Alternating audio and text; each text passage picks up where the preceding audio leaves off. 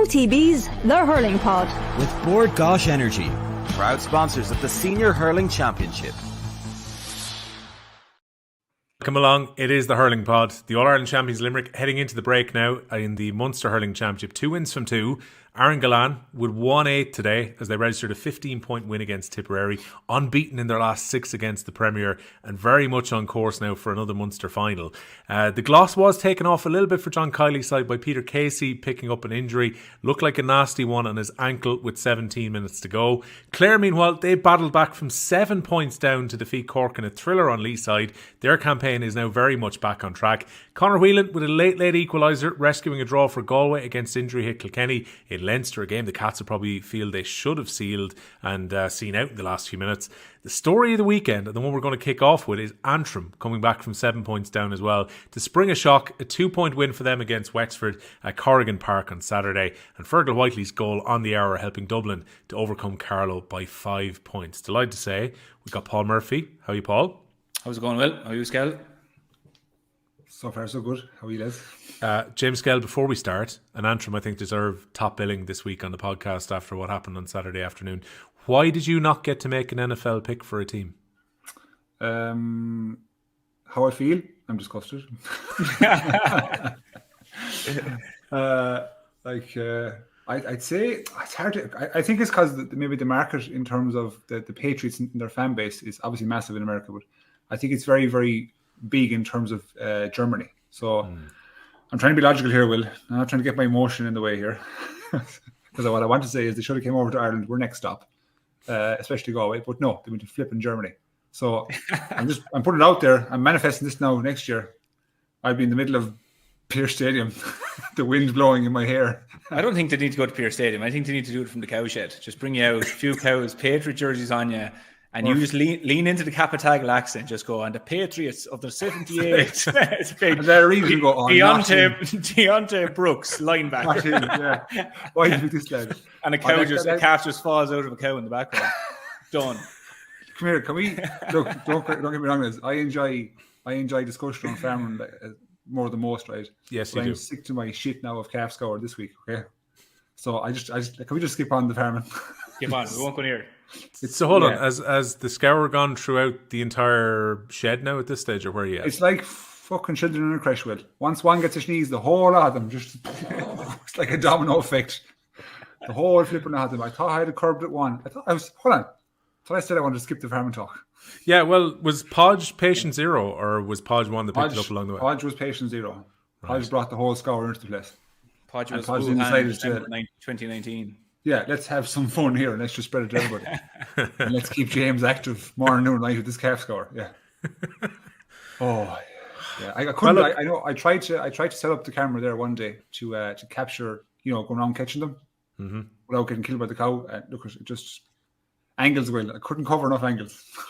They were just going all sides with no help. Sure. I think it's still possible. I mean, there's other people in the house. You can maybe get them to hold the phone and hope for the best here. Yeah, well, that's ambitious thinking now, to be honest, right? Because if I got one of my sisters to come down, I'd only start hating them for not helping. Right. If they saw me going round and round after these calves, So I think they're probably afraid. It's hard to explain, but I think everyone here who was the son or daughter of a farmer and went through it growing up know what it's like to get absolutely roasted by a parent. When you're not doing something that they think you should be on the same telepathic wavelength of thought, right?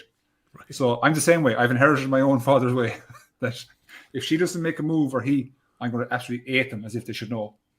So what happens is they stay out of the shed or stay out of the farm. Why are we still talking about farming? Good evening, lads. We had a great day hurling. It's all ahead for your daughters. Before we do dip into the hurling, though, when I saw it, the reason I thought of you was I could totally understand Paudie Clifford. I think off the top of my head it was round 14.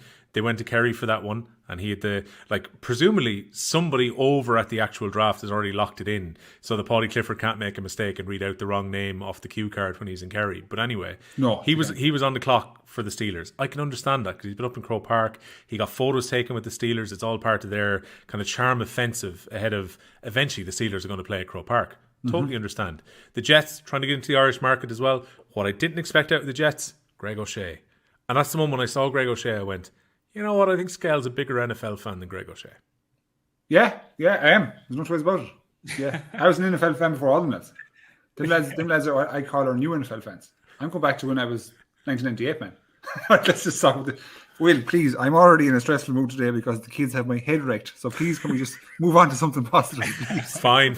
I'm sure you wouldn't particularly, or maybe you would have taken a lot of enjoyment for picking for the Jets anyway, but the Jets weren't going to trust a Patriots fan to be making their pick as well. But that could have been a trip to the Guinness Storehouse. This could have been the perfect way of bringing everything together. Skehill at the storehouse with a pint, making the pick.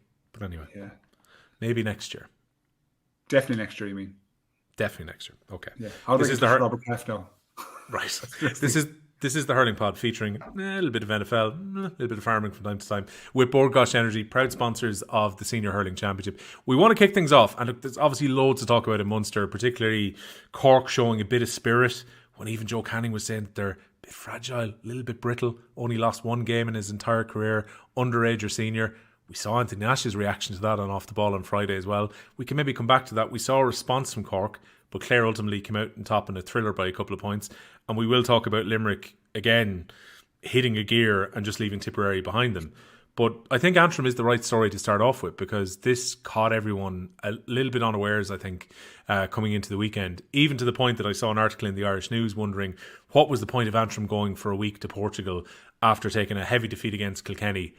But Wexford came up to Corrigan Park, got themselves into a strong position. Lee Chin scored both the goals. They were flying. 7 points up.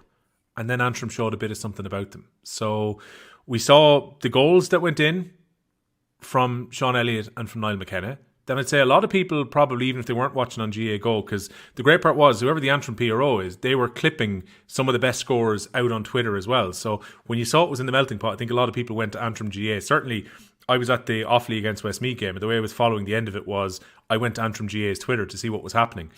I saw this wonderful sideline cut, which was taken going into stoppage time by Jared Walsh, which he clips over, and then Conal Cunning sticks over a point, which gives them a 2-point win. Mm-hmm. Paul Murphy, they're a different beast when you play them at Corrigan Park, but to go from the performance that we saw against Kilkenny last week to turning Wexford over is one hell of a turnaround. Huge turnaround, yeah. And I know we can point to, victories against Clare a few years ago, victories against Wexford as well, maybe 2 years ago, 3 years ago. But like you said, it's the turnaround here. Like last week in the one pod, we were talking about Antrim taking a big beating from Kilkenny in Nolan Park. And in the same breath, we were also talking about, down the way in this round robin, Wexford meeting Kilkenny, potentially causing Kilkenny problems, and maybe that's where there's going to be a bit of an upset coming from, that conversation. So for the triangle to come back around and you have Antrim then just beating Wexford and being down by 7 points, and there was lots of great individual bits of skill that you really have to compliment Antrim for. Like absolutely, Jared Welch's point. I mean, I've seen it across several parts, but he got a long range score in the first half as well, which is outstanding. When I look at other things as well, then look at Sean Elliott's goal.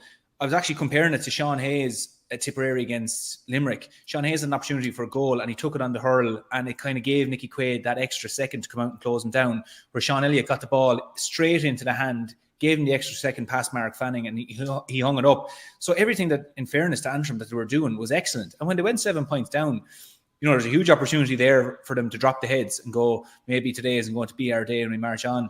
But no, completely rallied. And I will give you credit as well with that, Will. The Antrim PRO does a great job, because this isn't the first time. Several times throughout the years when games have been nip and tuck, Antrim are great for churning out the stuff on social media if you're watching another game, or maybe if the game is being covered. But yeah, like that, I was flicking on to have a look to see what the story was with it, and it was just, some of the scores, some of the bits of play, but the atmosphere up there looked electric as well, which is brilliant. And even I think just the outpouring as well, the goodwill towards Antrim after the game was brilliant. I suppose it was a strange one. You see Neil McManus watching on as a commentator with RTE, seems to be a bit of a funny one, because especially with him stepping away, you were probably thinking, where Antrim going to find, he was a big motivational factor for that team, and he was a big man to lift them. That was a big lift for the whole team there. Conal Cunning, outstanding as well. Like, they had so many different players that performed. Keelan Malloy, they were excellent. So it's great, and they should enjoy it. They should enjoy the next few days. That's a big victory, and it's a big victory in the championship as well. They've had other ones in the league, but this is a big championship victory, which is well earned. Yeah, look, here's the thing, Skehill. Paul has just read off a few players that came back in to the panel for championship, and we knew they were going to get stronger because these players have been playing really well at club level, and we've seen them in the All-Ireland Club Championship in recent times, and it brought strength and experience back into the Antrim panel. But the reality is that it was a very short time to try and turn around from last weekend to get it right against Wexford this week. I agree. And like we spoke last week about the difficulty that that's what the short time scale has in terms of getting up for a big game, ultimately getting hammered, which is the truth, and then trying to get kind of park that, trying to find the positives out of it, trying to fix some of the wrongs, which is, in that game there was an awful lot of wrongs, and then try and get the train back on the tracks, heading for another top level county coming home. But like watching the game, sometimes you look at these games where you say there's a perceived gulf in class. You say, oh, this result was kind of stolen, or there was a lucky bounce, or there was an awful lot of luck on the behalf of the winners in terms of the second tier team. But this was a battle throughout. Like, it really was, and like it wasn't. If you look at the two teams, and if you knew nothing about the sport, you'd say these two teams are very evenly matched. They're two top tier teams, and they offer up a really good contest. And I was looking at the Antrim situation. I think it was a 44 or 45 minutes. They were 7 points down after Rory O'Connor got his point. And I was thinking, geez, this is going to be a huge test now, whether they can stem the flow, get it back within kind of maybe a single score, 2-score game, or is it going to run away? Will they show kind of fragility from the weekend previous? And they did the absolute obvious. I took just I went back and watched it again this morning just to kind of get a feel for the defence. So it was 45 minutes, after that. The Antrim turnover differential was +9. So in the last 20 minutes, from 45 to 70 or 73, right? They turned over Wexford 9 times more than Wexford did to them. So that just shows a huge work ethic, and like a plan too. Like, there was multiple phases whereby Wexford, obviously they were getting huge change over Leach Chin. He was causing ferocious damage. Antrim were trying to drop off a bit and try to cover the ball into him, but they put ferocious pressure on the Wexford backs in midfield, so the supply began to kind of stop a bit, and then you mix that in with what was causing the Wexford backs trouble. Direct running, like McNaughton, direct running for both goals. Like, you cannot teach that. It's the same thing with Cork today against Clare, in the manner in which, let's say, Shane Barrett took on John Conlon. When you have that direct running and your back's going back towards your own goal, it's a very, very hard place to be, as the goalkeeper and defender in the full back line.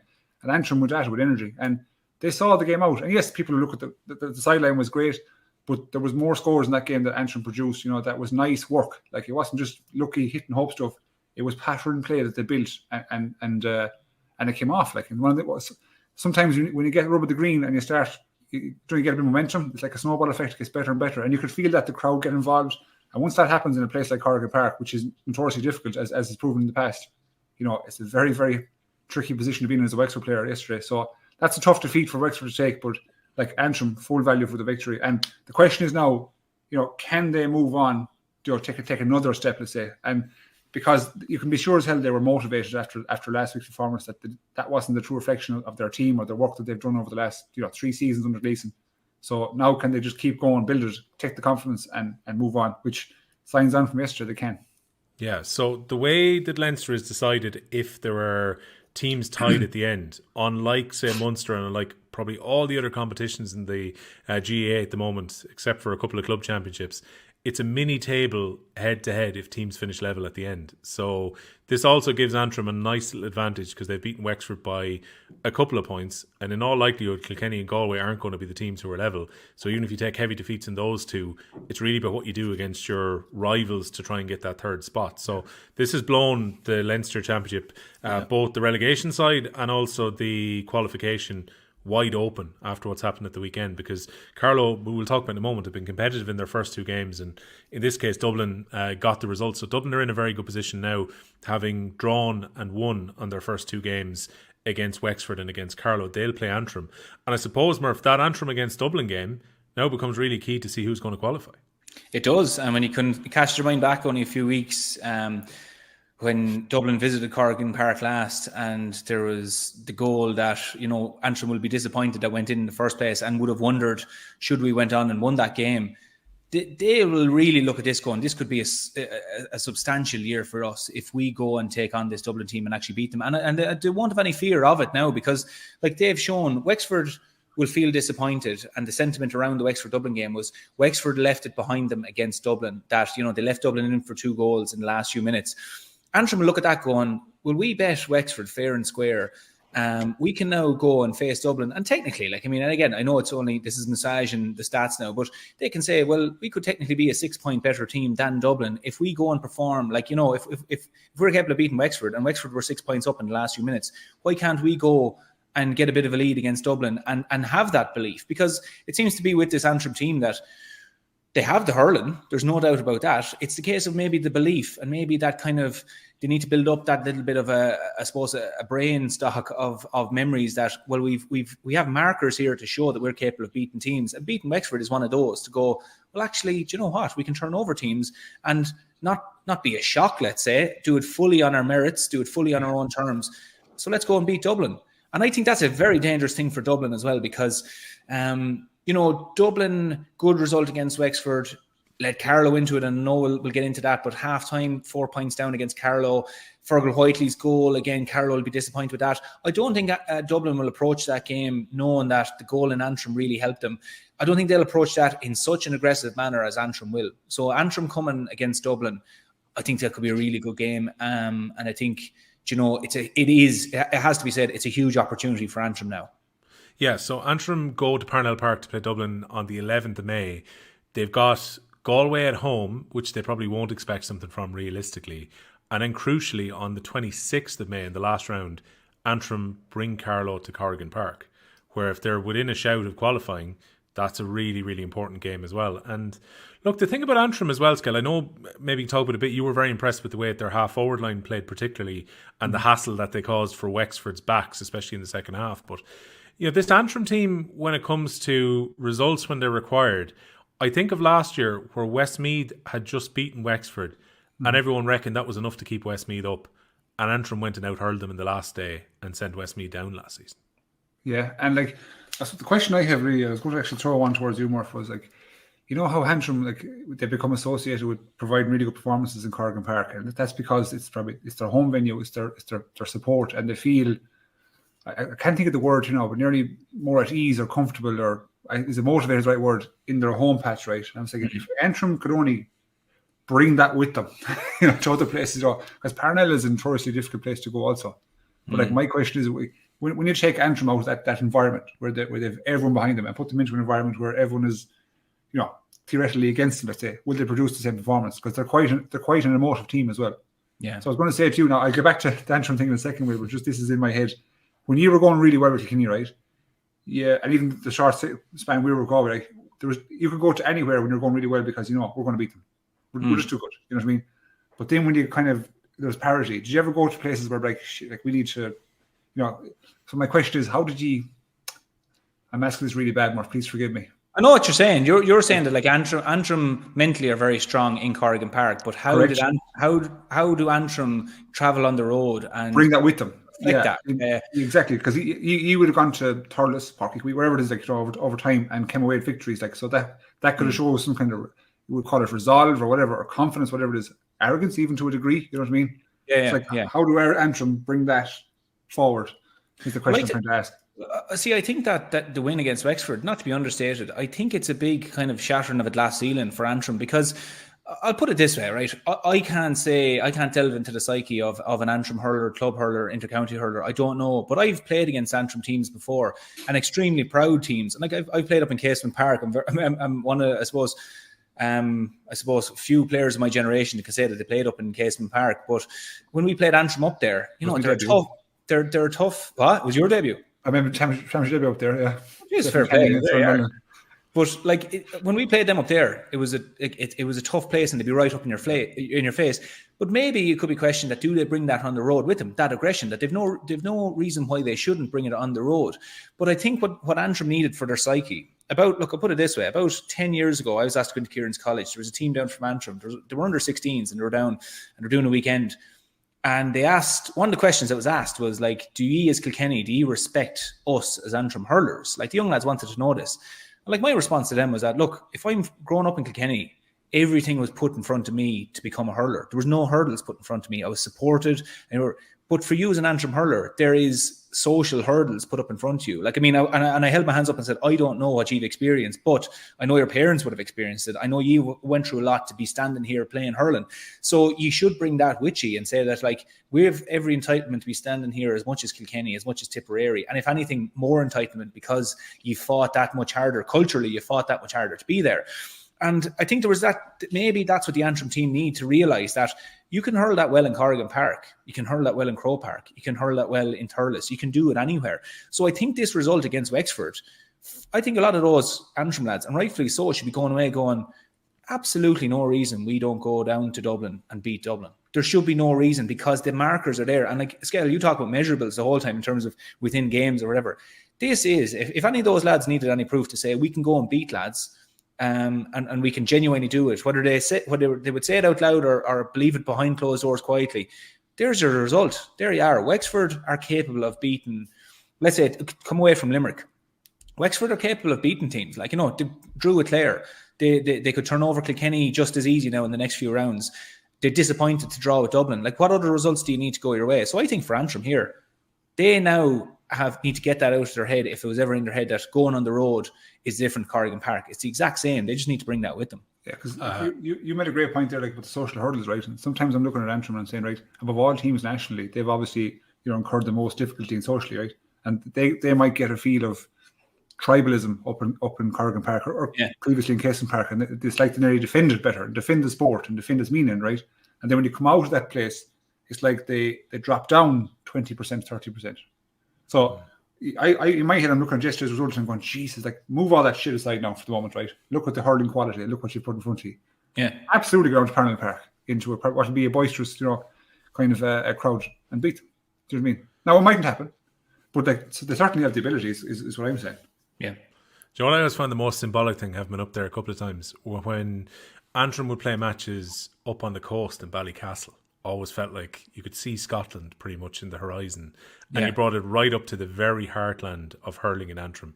The most difficult trip that any team could make up there. And I remember going up there for a few league games, and I'm pretty sure early on the McDonagh Offaly played 2 games away there, and just almost impossible to try and win there, because you felt like you were genuinely going into a stronghold of a county as opposed to a nice comfortable county ground where it feels like it's almost equal billing. You felt like you were actually going into somewhere that was going to be very, very difficult to get to a result, and they should 100% use that as part of their strength when they're at home as well.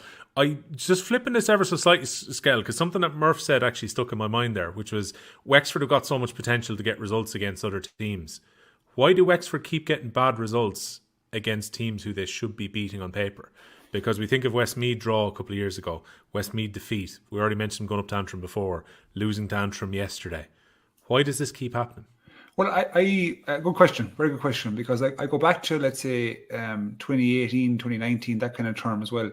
And that was kind of when I look at them in their pomp, all the clientele they had were at a very good level, and the age profile was very good. And yes, they've introduced a couple of players now this year, but the team in which they get bet seems to be always the same. The manner in which they get beaten, so it always seems to result in turning to a long ball game. There seems to be no real plan to utilise the assets they have in hand, right? So you look at Lee Chin, right, and he had a fabulous performance, but are you getting enough out of the Rory Connors, and the Conor McDonalds, albeit they're back from injury? I get that, and I have to say, every time, it's a no, and it's always reverts back to a Route 1 kind of hope system as opposed to a plan system. Now, when they go well, they're very impressive, don't get me wrong. And they can be very impressive down Wexford Park, but it just seems like they have a plan A, right? And the plan A yesterday was direct to Chin, and it can come off. But then ultimately, teams will cop that, and back units will cop that, and that goes against you. And that same team in which they got beaten yesterday was the team in which they got beaten by Tipperary in semi-final 19. Now, I've quoted that match an awful lot because there was a numerical advantage on their behalf. But that's what they did. They just went plan A, bang, bang, bang, down on top of, if you remember those days, the Rona Maher. And the kind of same team repeated itself yesterday. So it's like when they're going fierce well, they're like martyrs, they're hard to stop, right? But when they get embroiled into a battle, they revert back to a type of a game that can be easily nullified by opposition, in my view. Which used to leave Conor McDonald very isolated once upon a time, where he was expected to win his own ball, often against 2 defenders. Correct, and like sometimes he did, but like if you put in 8 balls, Conor McDonald, he might get 2 for you, because it's a very, very difficult thing to try and hold up that to try and retain that ball 6 out of 8, because the type of ball, if you're going like most teams now, if you look at the way Galan operates, you look at the way, when he's inside, Owen Cody operates, Conor Whelan, there's always an avenue to try to run to space to utilise the ball, so you have a chance to attack or a chance to an out ball.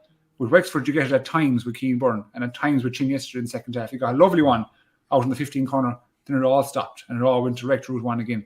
So it's like sometimes they don't utilise their strengths and they go route one, which can sometimes be centred around the personnel that you have at your disposal. So like even Jack O'Connor, big unit, same with McDonald's, go back previously with Guiney, different lads like that. That's what you had at your disposal. But I just think they haven't kind of, I suppose, evolved. Is that the right phrase to use over the last number of years, whereby they have to kind of change their system somewhat? And I just saw similar patterns yesterday, not taking anything away from Antrim, mind you, to what I saw 5 years ago. And you'd be hoping that as the group changes, the game plan changes, or the kind of the manner in which you play. But it just hasn't. It just hasn't. So ultimately, it's the same thing. Like yesterday, think back to the last 5 minutes, lads. Sharp out from Fanning, gets the ball back and just roots it. You know what I mean? That's what we saw years ago. So, and ultimately, teams have caught that. Not going to work. Yeah, I do feel for Father Ed O'Toole on Twitter, who straight away responded when I said we're going to talk about Antrim, and he's stuck up the Simpsons meme which says, "Won't someone please think of the Wexford fans?" So it's one of those. It seemed to me, Murph, that everything was well set up coming into Championship. We talked about the players who were getting game time. Young Byrne has obviously played very well. He got 4 points in play yesterday at Corrigan Park as well. And the feeling was that there was depth there now with some of the key players coming back in.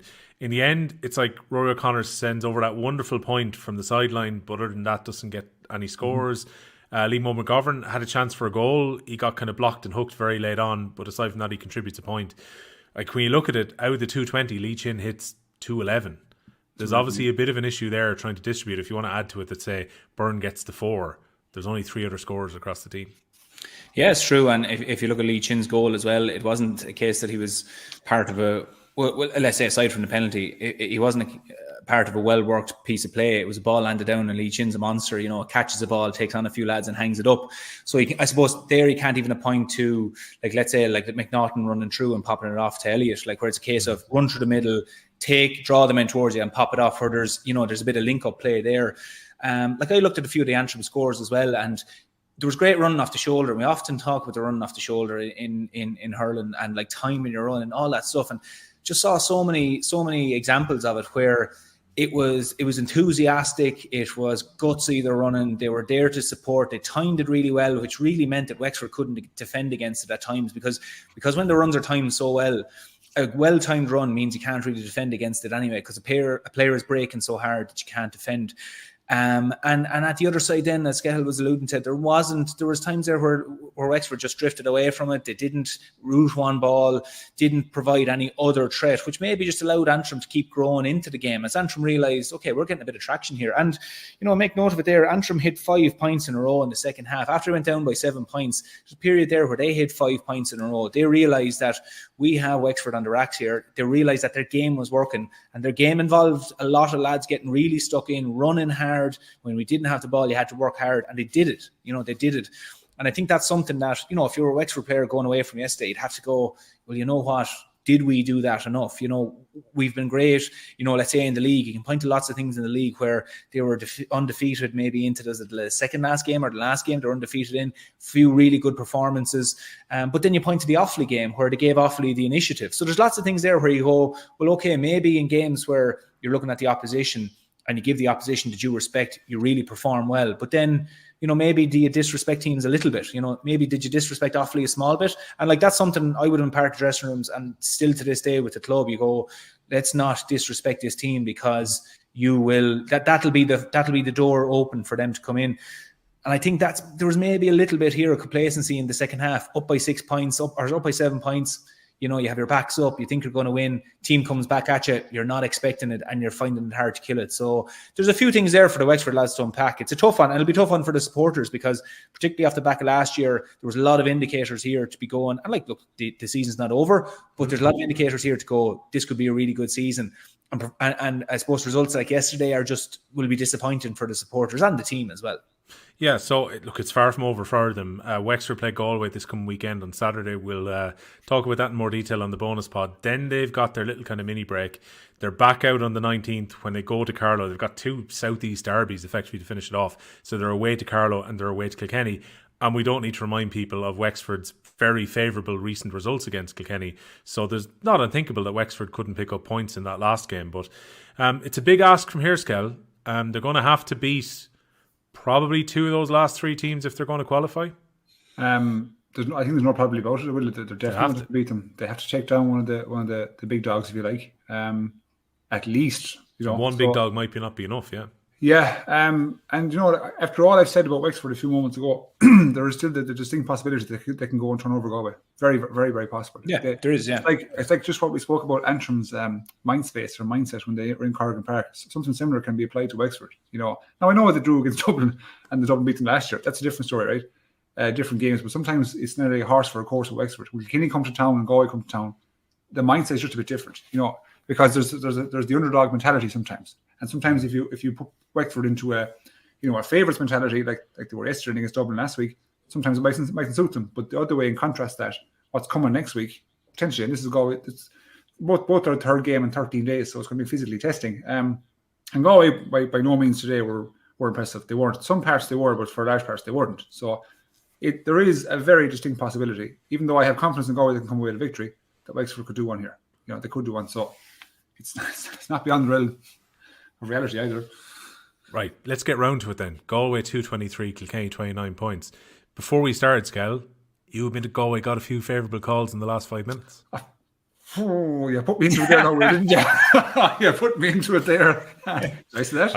I'm not betraying the confidence of the chat we had before the call. It's not like you said something egregious. I've just said, by your own admission, Galway got a few calls. I thought the performance overall from the referee was positive. I did think in the last couple of minutes that we got definitely one call, say, from Ireland, last one that was probably favourable, to be honest. I thought that was favourable. The time clock management perspective, I said no, he's played sufficient amount of time.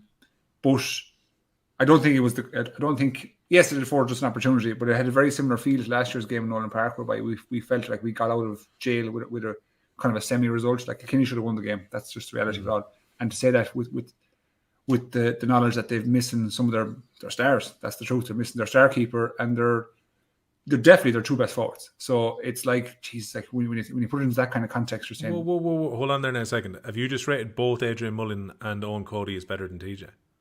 Definitely, yeah. 100%. In current form. I'm not saying ever, historically. Yeah. I'm saying what they produce right now versus what TJ produces right now. 100%, definitely. But... don't skew me like that now. Don't skew me. I need to get back on course here. Go back to Murph on it in a second, but go on, continue. Yeah. Hold on a second. TJ historically is one of the best ever, right? But currently, what the 2 boys are better. Sorry now. So moving on, okay? I don't even know what I was really saying. Will you put me off track there now? You're about to say something about the fact that Kilkenny were missing 3 of their most important players. Yes, and it would have been very impressive if they'd won, I suppose. Yeah, it would have been very impressive, and they would have been value for it too. Like, to be honest, because I do put value on the number of scores, individual scores you make. I know Galway kept a clean sheet, but I do put value on the number of scores that Kilkenny got, and they clapped us out by plus 6, let's say. So it's like, there was times in the game where I was looking at it and I was saying, geez, we're chasing shadows, specifically here in the second half. And there was periods there where I'm always saying that like we have to stop rots every now and then if a team gets running you. Kilkenny got running us in the first half and in the second half and went out to the 5 and 6 point respective leads. So that's a hard pill to swallow. And yes, we got a fortuitous goal, I have to say. And in fairness to the keeper, like, he made 2 really good saves. We could have got another one. And our own goal wasn't heavily threatened. Derek made a reasonably good kind of routine save. But I just thought in the middle section, say, from our midfield to our half-forward line, for our half-back line and midfield, kind of we were overran at an awful lot of the time. Too many times I was looking at Kilkenny scores and saying, where is the space coming from? Like, how is there no contact being initiated on top of these lads? You think of Keane Kenny's and Malloy's points that were there. There's John Donnelly. I actually don't know for large parts of the game who was marking John Donnelly. You know what I mean? Because he got so much space and he seemed to drop off, come into that pocket lovely from centre forward, set up Kilkenny for an awful lot of attacks. We couldn't win the breaks at all on Kilkenny's puck out. That was a big issue in the first half. In our period of dominance, whereby we were tackling on really nice scores, that was, to use Murph's phrase, it was a nice build to play. Kilkenny would lump the puck out, break, up, point. Like, that was just so difficult to swallow. Like, especially when we're playing that well against the Breeze, whereby Mossy Keown was getting points there into space for fun off the where we lose the primary ball, secondary ball goes to Kilkenny and it's over the bar. Whereas Galway had to work, let's say, 4 or 5 phases of really good play to get the same result. So there, if I'm looking at the Galway performance as a whole, I'll go back to what I said in the Tipperary League game. I'd say we're a slight bit loose at the back. More contact is needed. There is an element of shadow boxing too. Don't get me wrong. I agree with that. But I think we have a bit to do. I think in terms of getting up to the pace of Limerick, we have a bigger gap to close than Kilkenny have. So Murph, take up that point first of all. Adrian Mullen and Owen Cody are both better than TJ right now.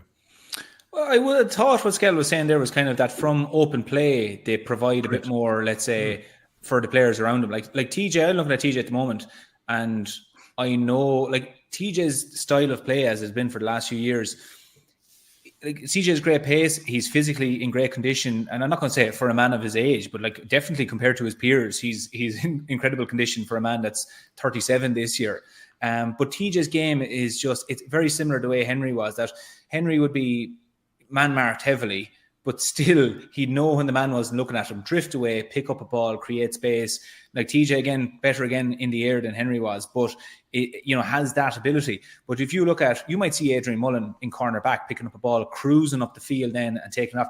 Adrian's style is different from TJ's. And Owen Cody then as well, if you look at what Owen Cody brings, like, he could just lock up a defender for the full day. He could start in at full forward, find himself out midfield. He's extremely athletic. So I know what he's saying there. Like that, basically the two boys at the moment, hugely influential players, and I think they spread the area of danger for Kilkenny in the forward lines, in that Owen might be in full forward, Adrian's out at midfield, the two boys are linking up and they cover that ground very well. Whereas, if TJ's in full forward, he'll hold that area in full forward, he'll take the ball, and you're dealing with him on a kind of one-to-one skill level. But no, I know what he's saying there at the moment. Like, when I was coming into this game, I was thinking, look, Owen Murphy, Adrian Mullen, Owen Cody out. I was thinking this is going to be a tough one. And like, you're never happy with a draw, but I was there going, coming up to Salthill, playing a really strong Galway team, hitting over 29 points. I counted 11 different scores. Some of the younger lads chipping in, like Jordan Malloy coming off the bench and getting a few points. I was happy with the team selection. It just looks like Derek and the lads, like, they're not really sticking with the same team. They're kind of looking at what's in front of them. What team are we playing? And how can we hurt them? Like Mossy Keown started out wing forward. Mossy Keown's usually a full forward, but he started out kind of wing forward and was out because he's good at getting on the ball. That ball lands in. Like in the second half, when Kilkenny were actually, the full forward line was in, and they were actually getting a few balls, kind of very similar to what Galway were doing in the first half, isolating full back line. That's not really Mossy's game. Like, Mossy isn't kind of a one-on-one sprinting with a fella for the ball. He's excellent when you land that ball in towards the full forward line, like traditional full forward, getting the breaks and really strong at taking them on. And I think they kind of identified, well, if we bring him out kind of wing forward there, establish a foothold there and start winning ball. And John Donnelly, quite similar. That physicality, I was really happy that, Derek identified, and the management identified that that's something that we could really utilise against Galway. Now, the other thing I will say, over the course of the game, Galway started really well, and they actually played really well into the wind. Which I know a lot of people will say, like, you often hear Kilkenny are playing with the wind in this half, but it's really interesting in the Limerick game where Declan Hannon said that playing into the wind actually helped them in terms of it helped them get into the rhythm when he was talking in his when he was picking up the Man of the Match award for Peter Casey. I think something similar for Galway. In the first half, loads of their lads were coming looking for the ball, and so they had that option, but then they also had the option when they carried it up as far as their own 65 midfield, that because loads of lads came looking for it, the Kilkenny defenders went with them. The full back line, the full forward line were now isolated on their own. So they had that option where they actually delivered in a lot of dangerous ball into the Kilkenny full back line. But similarly enough, Kilkenny did the same in the second half. Like, after about 15 to 20 minutes in the first half, Kilkenny realised what Galway were doing and adapted. Kilkenny were committing a lot of people to that middle third. Galway were carrying it up, moving the ball out of it really well, and now we're after basically negating a lot of the Kilkenny team. So Galway had a really good foothold, but it was just in the second half there, when Kilkenny go in at half-time 1-9 to 16 points up, and the second half then just kept getting those scores. And as Skehill was saying there, they didn't really get to grips with the movement of some of the Kilkenny players.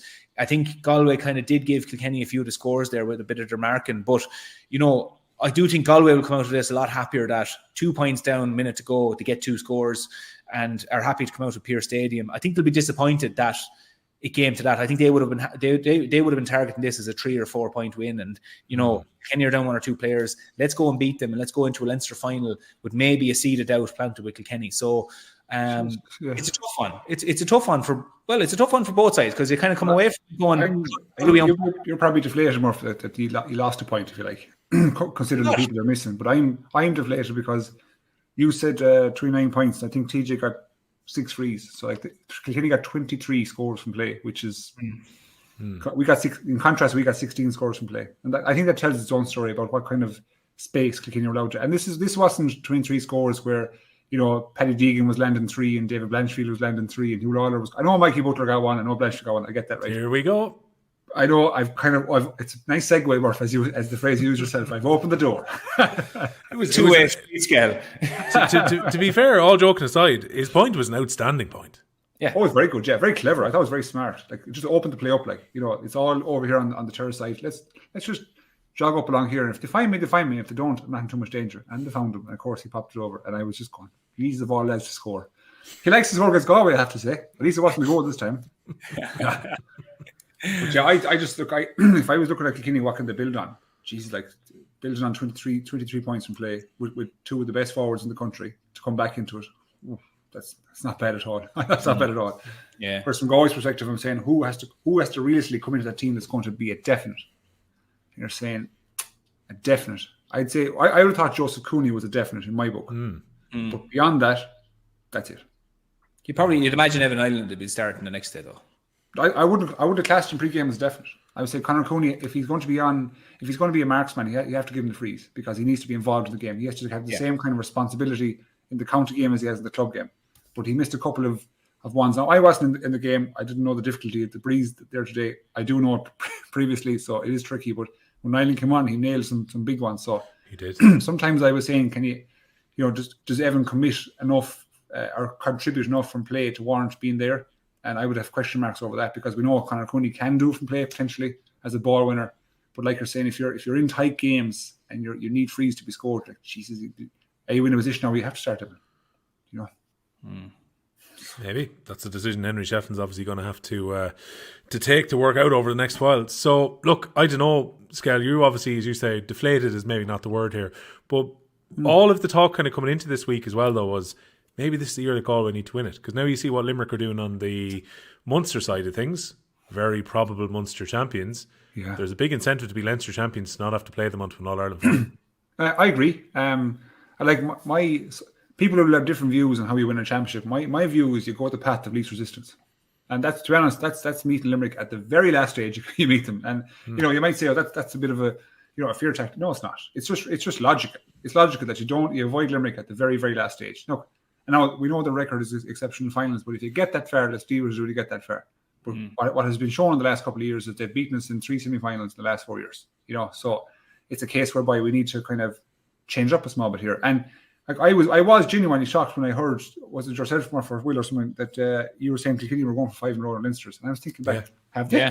Do you know what I mean? Have they? That's like, because obviously the talk is dominated by Limerick and their achievements, and rightfully so to a degree.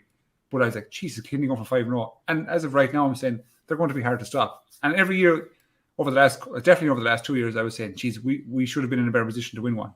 Definitely last year. The year previous, beaten fair and square. But this year, I'm saying, okay, now is the time. This is Henry's 3rd year. He's well and truly grasped the situation in Galway. He knows all personnel involved. Now we have to go. We've introduced Eamon O'Shea. Johnny Glynn got back. This is the year. This is the year. So maybe today is going to be a good thing in the long run. Because, like, again, this time 12 months ago, I was a bit after the game belonged to Kilkenny. So and then we got a bit of traction, and we played better in the Leinster final when we got there. So look, I often say hope or expectation. I'm in the side of expectation. I know what the lads can do. I know how good they are. So I'm expecting them to ramp it up a few notches. Just one last one in this game, Murph. Owen Cody potentially out for 6 weeks. Probably won't matter all that much in these next 3 games where Kilkenny should still qualify for a Leinster final. But how much of an impact does this have now that he's going to have to come back, rehab that injury, maybe get back to match sharpness? I think it's a foot injury. Yeah. Foot or ankle or something. Is one hamstring, no? I actually don't know. I know it's kind of thigh. I thought it was a thigh. I'm not sure if it's hamstring or not now. Murphy's concussion, isn't it? Yeah. So he's probably looking at a couple of weeks. We won't know until we probably get a dispatch on Mullen as to how bad that injury is. But the kind of feeling was, I think there was a protective boot involved with Owen Cody after the game against Antrim as well. So I could say if we do take it, that it's a month or 6 weeks. But the way the season is condensed, it's going to be a challenge for him to get back to top speed. Yeah, 8th of A June. bit like Mullen last year with the hand injury. It is, yeah. And like we said it last year as well, that, these, what would be smaller injuries like this, if you were to, let's say, before this round robin series came in, if you were to miss 6 weeks, you might miss one game, because generally we're playing once every kind of 3 or 4 weeks really in the old style of championship. But now, like, we're actually coming into the stage of championship where if a player seriously pulls a hamstring, they're gone for the rest of the year, as in they're gone for the rest of the inter-county year. So it's really remarkable how what would have previously been just a knock or just a bit of I'm out for a few weeks. Like, I've done it myself. I was out rolled an ankle back in 2013 and I missed one game and I came back, which is probably essentially what the equivalent of what Owen Cody has done. So yeah, it'll be interesting to see. But again, like, the rehab for these injuries is top notch as well. Like, in fairness, 6 weeks, previously 6 weeks is 6 weeks, but we've seen a lot of players come back with really solid rehab in about 4 weeks. And like, Kilkenny I think they'll be happy having come through this game, gotten a point, going on to the rest of the games, and they will have that Wexford game certainly. And this isn't, writing off the Dublin game or anything, but they'll have that Wexford game in their crosshairs as well.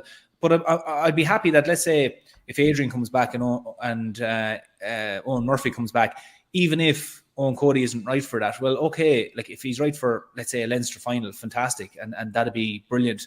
But I think that the team is in a good place mentally to actually take on the challenges of, your Dublins and your Wexfords and see it out to get yourself into that Leinster final first and foremost. Yeah. We didn't get to see the other game in Leinster. I was listening to this in Casey Laurie yesterday because, again, it looked like Carlow potentially could pull off a shock. And I think there's been 2 decent performances from Carlow. To have it to a point against Galway in the second half of the game last week in Salthill, and again to have led at half-time and to have pushed Dublin right to the pin of their collar. Donald Burke apparently played with a broken nose. I just saw some of the pictures afterwards. So he played on, still scored 9 points. Fergal Whiteley got the goal and a point for him. Across the board, a good range of scorers for Dublin at Netwatch Cullen Park. So Conor Burke got 3 points, Danny Sutcliffe, Owen O'Donnell, Dara Gray all got 2 points each. Chris Crummy, Keane O'Sullivan, Sean Curry, Paul Doyle, Dara Purcell all added 1. So that's a huge range of scorers. By comparison, of the 22 points, 13 points come from the stick of Marty Kavanagh, 11 of them from dead balls. John Nolan adding 3 points and Chris Keogh adding 2. And then there was a few players that got 1 point each along the way. The thing about Murph, I guess from Carlow's perspective, it's no points on the board, but they'll have to be feeling pretty decent about the 2 performances they've put since they've come up from the Joe McDonough era. Yeah, they will. Particularly yesterday. Look, they'll be disappointed today, having come through that game. They would have felt that there was a result there for them. And at half time, you were looking at it. I mean, we were texting away in the group going, like, they're up by 4 points here. We were only fresh off the back of Antrim taking the scallop off Wexford. So we're saying this could be a day now of upsets. And if you take the Fergal Whiteley goal out of it, like, that game is in the balance the whole way down. Like, Dublin won't be happy with that in terms of, they would have felt that, if they're to build on and maybe be a threat and go and win, games for the rest of this round robin, that, they feel that they should be putting the likes of Carlow to the sword early on. But full credit to Carlow. Look, they didn't hang around. They didn't wait to see what Dublin were doing. It was in Netwatch Cullen Park as well. So, again, they brought a good performance at home. But I think they'll certainly point to a few things to say that, look, if we are to go and get a result out of these games, we have to be not letting goals like that in. And we have to really, I suppose, if we're up by 4 points, kick on and not kind of maybe allow, because Dublin did get a purple patch, and every team in every game will have that little bit of a purple patch, but knowing how to kill that and maybe put the fear back into Dublin again, that's where, similar to Antrim getting the result against Wexford, that's where the secret will be for Carlow. So look, Carlow will take something from it. It's another measurable for them, as we say, but nevertheless, it's the likes of this game that someday Carlow, they will hope they'll get a result from, and that'll be another big step up for them. So they'll feel that maybe this was a missed opportunity for them. Yeah, in the relegation fight there, a trip to Antrim is going to be particularly big as well. So it's a big ask to stay up, and that's the pity sometimes when teams have got a yo-yo effect. But Carlow probably happy enough how they played in the first two. Dublin will be happy enough to have gone away from home in their first two games. They've got Antrim now at Parnell Park to come. They win that. Dublin are in a strong position to finish up in third place in the group. In Munster, lads, again, we were given some classic fare on Lee's side today. In the end, it's a couple of points win for Clare. You feel like they've now, a bit like last year, shaken off a defeat in the first round. They've won in the second round. Cork would need to do a 2022 in it if they were to qualify at this point, where they lost their first two games and managed to still finish up in third place and get out of the group. It's a big, big ask from here. Wonderful finish from Patrick Horgan for the delicate goal that he scored, particularly. 2 goals and 10 points for him for Cork. In the end, Clare, I think, had that bit of resistance which was required when they were 7 points down within that game as well. Aidan McCarthy leading the score with 10 points. Mark Rogers adding a goal and 6. And we goals from both Shane O'Donnell and from David Fitzgerald for the banner as well. They got it done, Skehill, when there were question marks about Clare after the way they faded out of the game last week. Game is in the melting pot where Cork have been ahead for, periods during the game, and going into that last 15-minute spell, Clare showed a bit of something about them today. Well, I think both teams, in fairness, will show a bit of something about them today as well. I think we were quite critical of both counties last week in terms of their performances and how they finished games, but both counties came to play and came with urgency and intent. And I'm kind of pointing that more towards Cork than I am to Clare, because I was very impressed with the way Cork attacked. Really, really attacked the Clare backs, and the Clare backs were under ferocious pressure with like 20 frees. You know what I mean? They were 6 and 7 at times today with the Cork forwards. But again, Clare have this kind of resilience in their forward line. If you go from like number 8 to 15, they have kind of marquee players up there who have this ability to retain the ball, make something happen. Like Duggan was having a field day on the wing. Shane O'Donnell the ball just seems to be like glue when he gets to him. Mark Rogers was on fire. He was pulling a couple of flicks and shooting from all angles. Like really, like when you got people of that caliber up there, you're always going to be within a shout. Regardless of what you can see at the back, there's going to be a situation where you're going to have the clientele to keep you within touching distance of the game. And it's a funny old game too, because the crowd, in fairness to Cork people, fair play to them, they showed up. Like when the back's against the wall for the team and the team needed support, they showed up in droves. Like it looked like a sellout today. So and they were loud. You could feel it off the screen if you like. And I think Tommy actually more than 30,000 at both games, by the way. Great. It went in excess of 70,000 across the two grounds, which is incredible stuff. Anyway, go on. And I think Tommy mentioned in core commentary that that he wished the people behind the screen could feel the energy and the noise. Probably similar to what was in QC Park last week. But on 40 minutes, like Clare are 7 down, Cork are rolling. They have the rub of the green big time, and then sometimes major decisions or major, I suppose, incidents can turn the direction in which the game goes. Fast forward 8 or 9 minutes later and Clare are pint up. You know what I mean? It's funny the way the sport goes, but that's what they did. They just clawed their way back and they kept at it. And in fairness, I thought Cork, if I could just trust the keepers for one side, I thought Quilligan was really good today. Yes, okay, look at 3 goals, I get that, right? But for him, you have a bit of magic from Patrick Horgan. Everyone's caught the hop for his second goal. And the last one is kind of a bit of pandemonium. It's going to happen, right? But I thought he controlled the game really well. I made 3 excellent saves. So in terms of the shot count against him, Patrick Collins, I think, will be disappointed with the performance today because a lot of his possession, resulted in scores against. And there's games whereby you need to manage it out correctly. And by my count, there was a contribution there of bad passing that led to 1-5. You know what I mean? And that's like, it's hard to stay in touch with the big teams, and specifically in Munster if we're giving them scores like. And Clare got into a nice lead, and you have to give credit to Cork. High risk, high reward. Horgan had to go for it. If he missed it, he'd have been, everyone big out. But for the second goal, he went for it. And I think kudos to Cork, kudos to Clare. It's hard to see what way the landscape is going to finish in Munster because the results are kind of odd at the moment. If you like, I would probably still stick with my. I was going to say stick with my original 3, but it's hard to see that happen anymore. Definitely stick with my original 2. I think we all are kind of unanimous there. After that, I'm not sure where things are going to fall. Let's be honest. I'm not going to say I give up, but I don't know. I don't know what's going to be produced. What kind of Waterford's going to show up, lads? Next week. I don't know. Murph, over to you. Tell us. Land me in it. Yeah. Look, it's all around great game, but just like I would say, Clare's concession. Both teams, their concession rate is too high. The shot count is too high. Clare conceding the free count again. We touched this last year. Too high. You know what I mean? Ultimately, it's going to catch them. It's going to Cahill, the shot count, the free count, and concession rate, specifically goals. Like if you consider that's between the league and the championship, that's so far, that's 17 goals. That's too many. So, Murph, pick up that point rather than what Waterford do. So 20 frees is obviously a big problem. Like, you're a defender here. You must be, as much as we all love seeing scores and seeing goals going in, when you see 56 scores during a game, you must be ripping your hair out. No, not when I'm watching the game. I'm not. If I was defending in the game, I'd be ripping my hair out. But like, I was looking at it from a Cork and Clare situation during the game. Like, it was funny that the situation of Cork were getting a few frees. Clare started really well.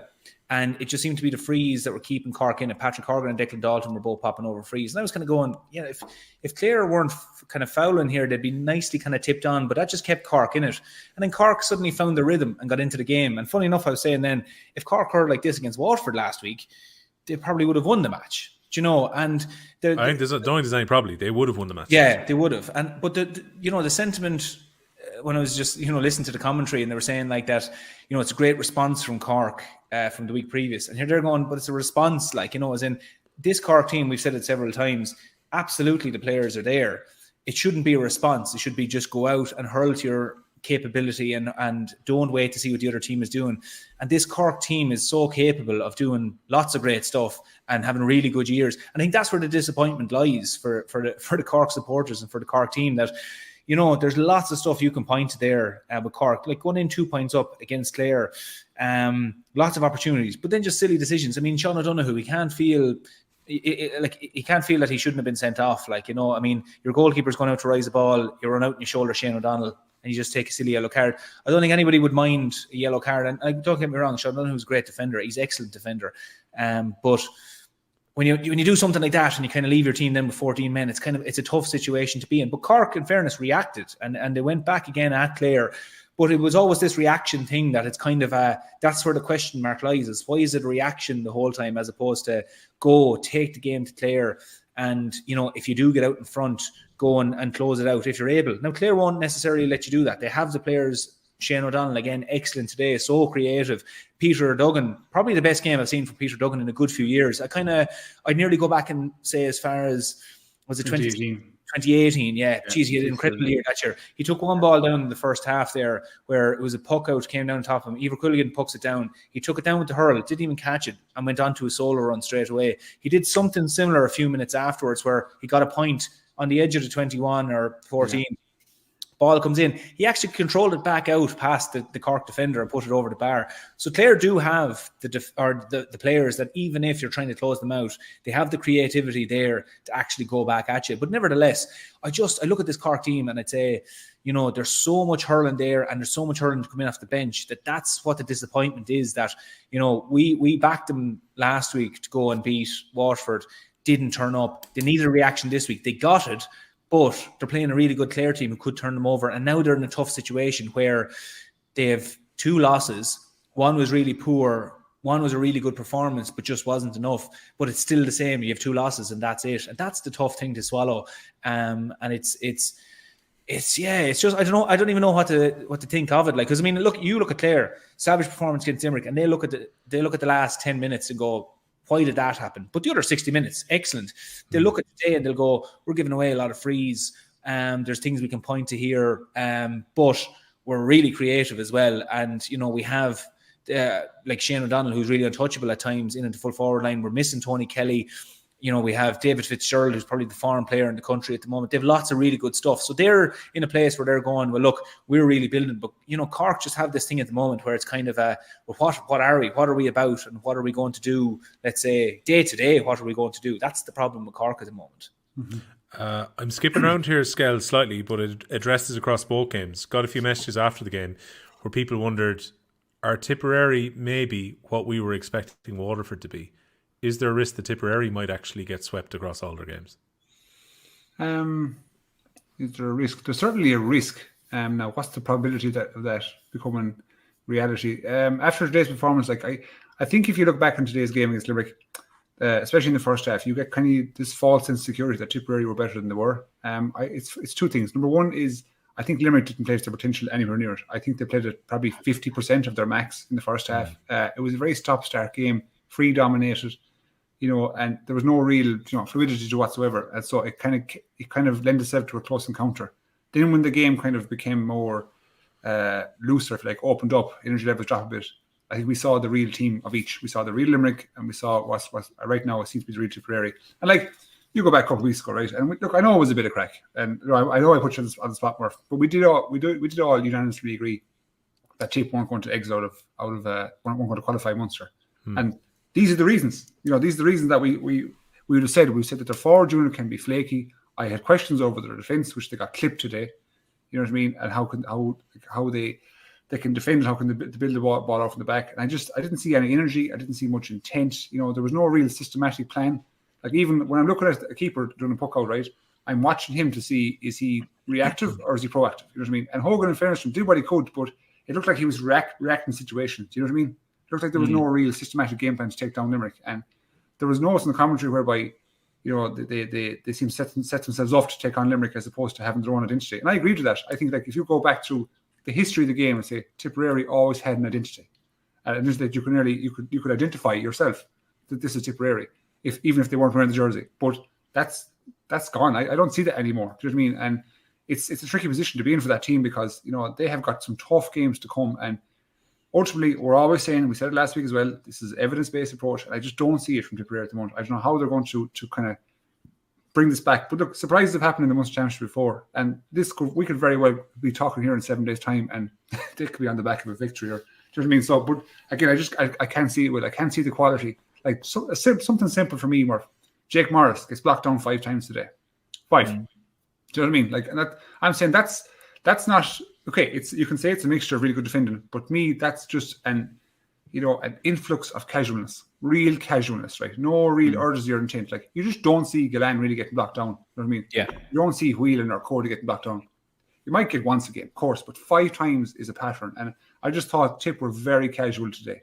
There was no real killer instinct to just let's go for Limerick, regardless of a green jersey or where you're playing. Let's fucking go for it. I just didn't see it. So, and if you're not going to produce it there, that to me is like a mental situation whereby, there is a frailty there. There is a frailty whereby maybe it is the Limerick thing. Maybe most teams feel that too, but there's a frailty whereby when the tide begins to turn against them, that they kind of subside a bit. They go back into their own skin and they become a set of individuals as opposed to a team. And it's no coincidence that when Bonner came on, immediate impact. Noel McGrath got on the ball. You know what I mean? Yeah. Ronan Martin was still the best defender today, despite the difficulties he had in the full back line.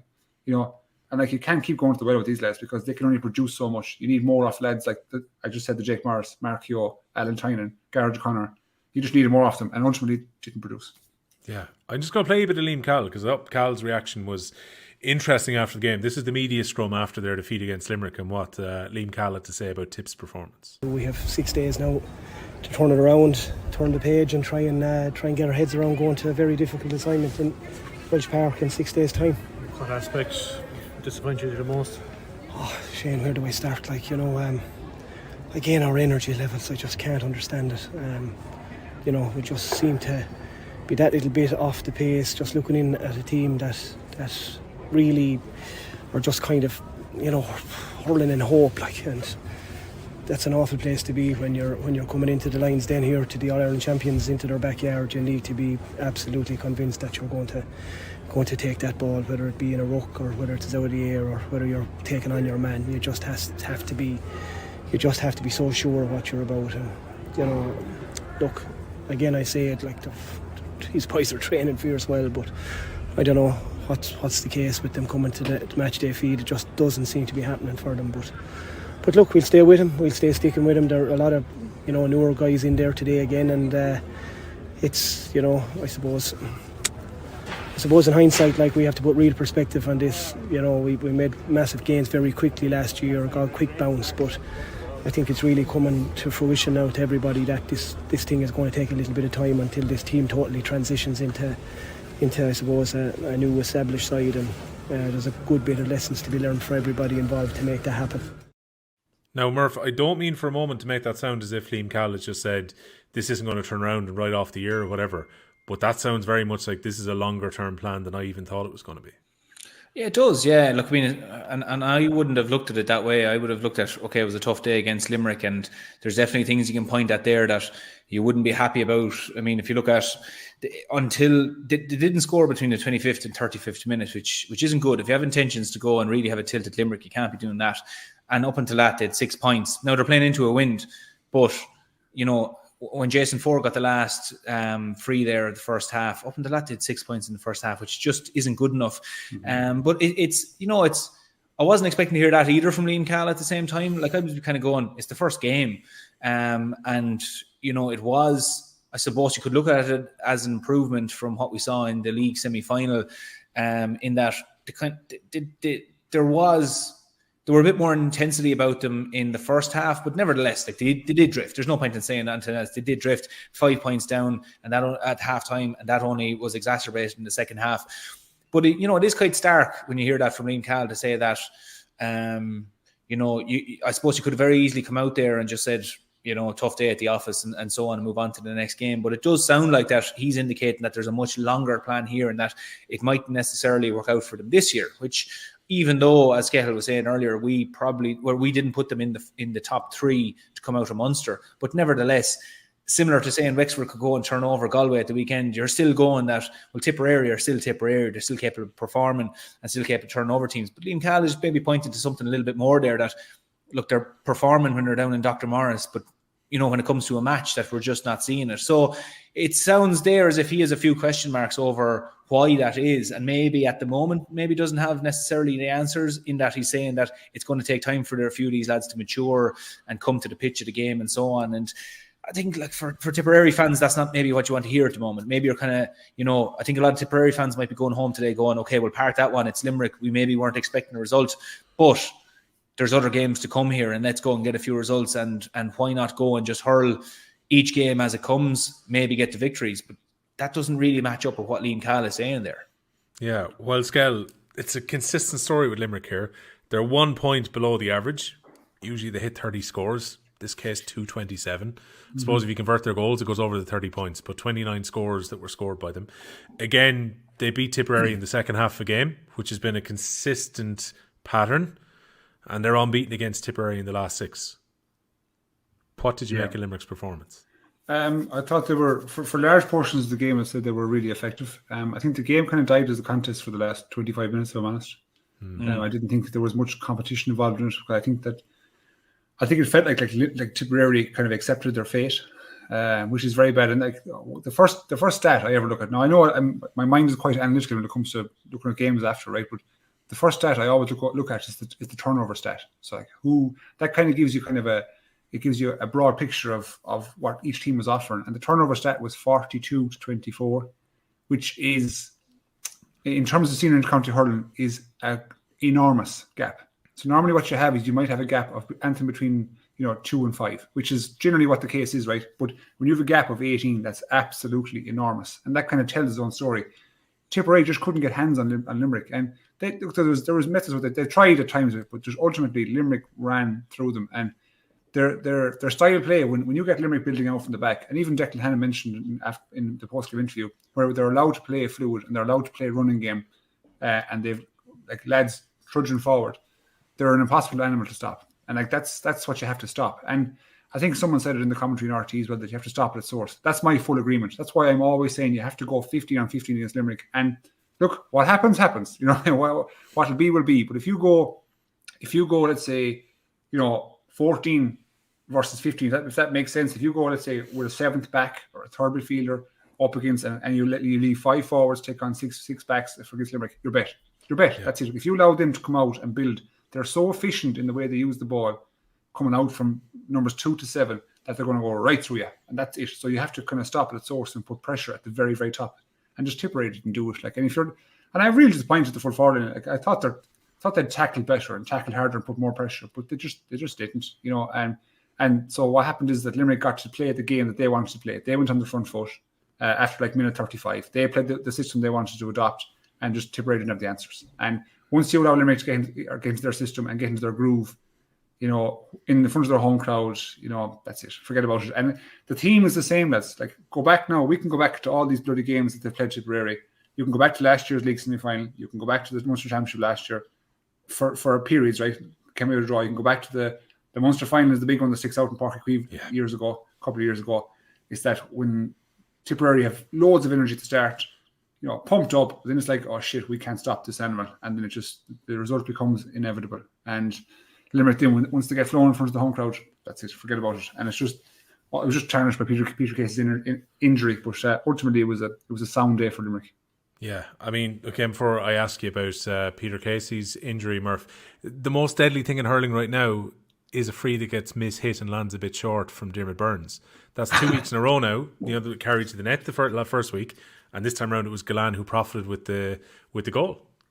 Yeah, and the strike to actually score the goal, that was a great strike because he was outside the 21. It was an absolute bullet, but that was probably the real bolt in the whole game. Like the game, this was a game that never really got going. If we're being honest about it, and that was the one bit of skill that I suppose shone through the whole thing. That a mishit ball lands in, and Gallan just great bit of skill there.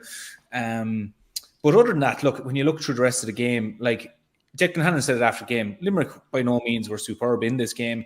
In the first half, their play was quite disjointed. I thought Tipperary played into their hands in that. I was comparing it and contrasting to Kilkenny and Galway, where Galway in the first half carried the ball really well up to the 65 midfield and then hit their forwards when they looked up. But Tipperary weren't looking up and they kept striking the ball to the edge of the D. And it's not that Tipperary were playing or Limerick were playing an extra man back.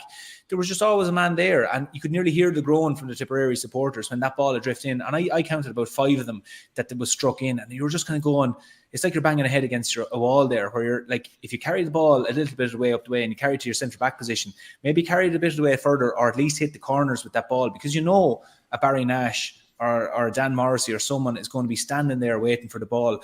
So there was lots of frustrating parts for the Tipperary supporters. In the second half then, Limerick just kicked on. Limerick, like Declan Hannon was saying, when they're playing against the wind, they actually found their flow. That wasn't there in the first half.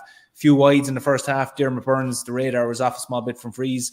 They go in having 12 points with the wind and they score 215 against the wind. So that really indicates to you that they found their flow in the second half.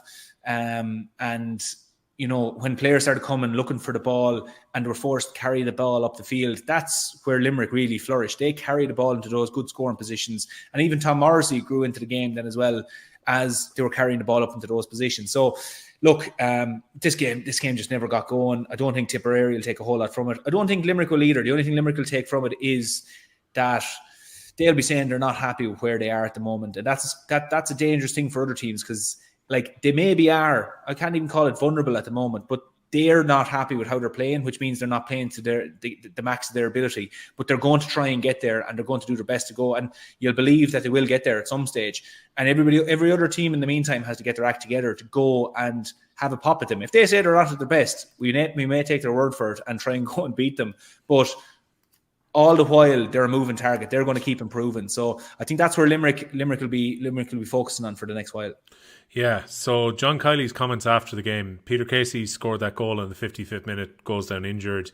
Looked like it was a problem for his ankle. And John Kiley said after the game, Peter Casey will get, quote, the best of care after what looks like a serious injury. He was stretchered off the pitch. He said, quote, apart from winning or losing or anything like that, no one wants to see a player get injured in the field of play. He said Peter has been there before with a serious injury in Croke Park in the All-Ireland final, had to make that recovery before.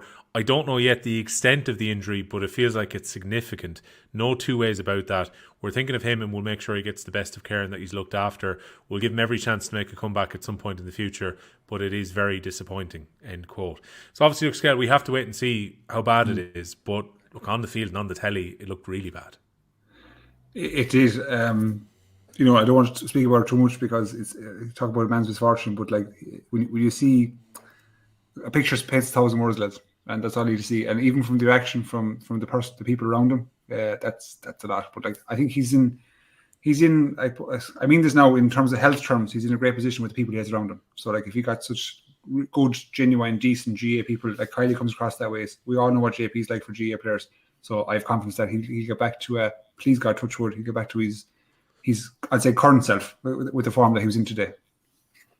Yeah, no, hopefully. I mean, look, it's going to be a blow, Murph. It's not like they don't have options that they can bring around, but still, We saw what Casey could do in the All-Ireland final last year. We saw his goal today. Like, he still brings a little bit something different to that forward line, which is going to be missed while he's out. It will, yeah. And when you added into his cruciate injury there a few years ago in the All-Ireland final, like, it's just, like, it's kind of, it's so unfortunate that two big injuries, like, if a player is unlucky, they'll get one big injury in their career, and other players get more than that. And we've seen that in numerous examples of players who've been very unfortunate. But, you know, Peter Casey comes back into form, and he's one of the forwards who doesn't get as much of the limelight. Not that he wants it, I'd say, but, you know, other players get a lot more credit. But, and I've said this several times, marked him in 2019 in the semi-final, and a player that we would have enormously respected in our dressing room in terms of what he brings to that forward line. Whereas you might have lads who'll finish, you know, hang the ball in top corner and all these different things, big physical players. Peter Casey gets through an enormous amount of work. Like, he's kind of, I suppose, he's like, when you talk about your Jamie Barnes, this cover serious ground, a lot of the work is so selfless. Like, Graham Mulcahy would have been very similar to that now in terms of when you're in the full forward line, but you go chasing back out the field to get little hook, turn over the ball. The other team's on the attack. You know, Gillan might finish it, Seamus Flanagan might finish it, but in essence, it was Peter Casey's work that done it. And like you said, All-Ireland final, then you see what he's capable of. He's an extremely talented finisher. So all those things put together, you know, it's just disappointing for a fella to have another injury now while Limerick are riding the crest of this wave at the moment and going for a 5 in a row. That, look, Sean Finn was out for one of the All-Irelands, Cian Lynch was out for one of the All-Irelands.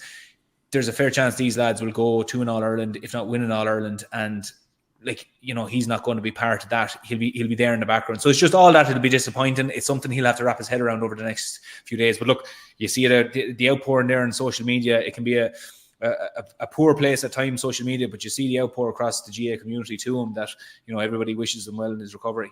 Yeah, absolutely. I think we'd echo that as well. So the games coming up in Munster, they're obviously a little bit staggered at the moment. So you've got this coming Saturday. We'll talk about this on the bonus pod for Off the Ball members. Waterford against Tipp at Welsh Park, which Liam Cahill said is a quick turnaround, 6 days for Tipperary, where really their chance of qualification are on the line going into that game. Is a huge match to decide who's going to qualify in Munster. And then you've got Cork against Limerick, which is coming up at Porky on the 11th of May, with no wiggle room left whatsoever for Cork at this stage. They'll have to clean out the points if they're going to qualify.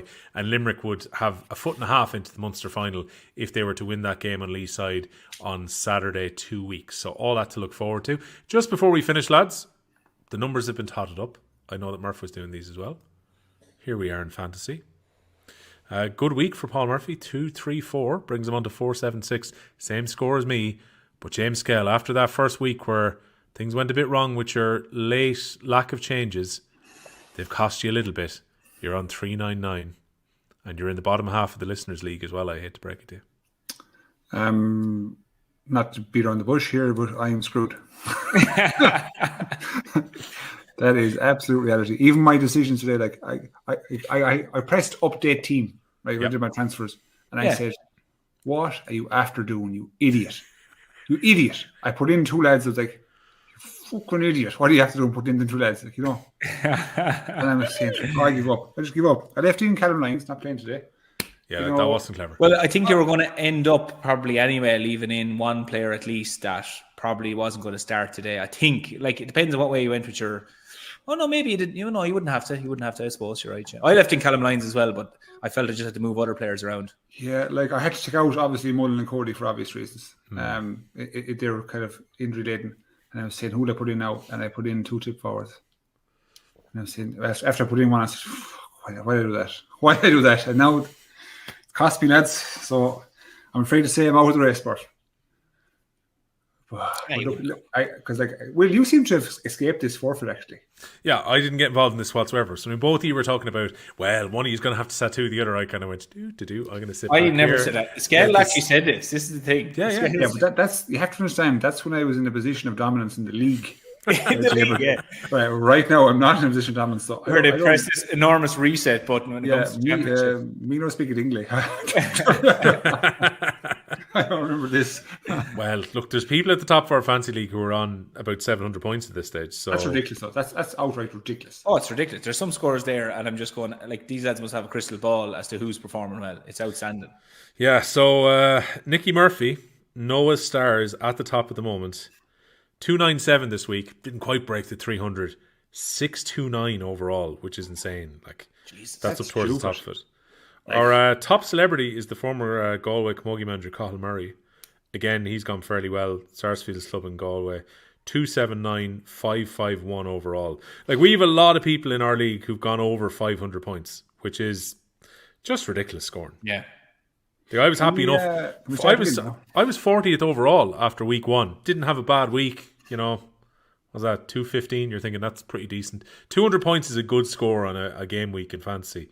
And there's people out here who've just gone flying. I'm assuming these are people who had Patrick Horgan captained, who had Lee Chin captained. Had to be something like that to get like a near 300 week, but there you go. If you want to take part, you can still do so. You check out any of our social medias or check out Fantasy. You'll see, I think they were tweeting out our code a little bit earlier on as well. You can still join the league at this stage, so why not join along? But you're going up against some of the proper boffins across the country with the scores we're seeing so far. That is it for us for this week, lads. The Hurling Pod's been brought to you by Bord Gáis Energy. They are the proud sponsors of the All-Ireland Senior Hurling Championship. We will be back with a members pod on Tuesday morning. We're going to preview the games which are coming up this weekend. It's a slightly smaller scale. We'll also have a chat because I was at the Joe McDonagh Cup game between Offaly and Westmeath, which Offaly won at the weekend. We can dig into these games in a bit more detail because now they're on Clubber as well. All the games shown at the weekend. So my decrying of a lack of games being on recently, I believe, I haven't seen the Sunday game yet, I'll have to watch it tomorrow, that Offaly Westmeath was also on there because there was a camera going to O'Connor Park to film that one. Offaly won 223 to 120. Kerry and Laois this weekend looks big because both teams have won their opening 2 fixtures. Laois put up a mammoth score against Meath. I think there's a definite feeling that Meath are going to be struggling to avoid the drop into the Christie Ring. But Laois 729, Meath 116. And then Kerry beat down this afternoon in Tralee, 26 points to 212. So Laois go to Kerry next Saturday afternoon, which is a top of the table clash, both teams on 4 points. You would think the winner is in complete pole position to qualify for the final at that stage. Offaly go away to Meath and Westmeath go to Down. And Westmeath, who hurled in Division 1 the league this year and were relegated from the Leinster Senior Championship last year, now have to win every game if they're to a chance of going to Croke Park. So that's where the Joe McDonagh Cup is at. We'll talk about that in a bit more detail on the members pod as well. But for now, James Skehill, thanks a million. Thanks, folks. See you. And Paul Murphy, thanking you. Sound, lads. OTB's The Hurling Pod. With Bord Gáis Energy, proud sponsors of the Senior Hurling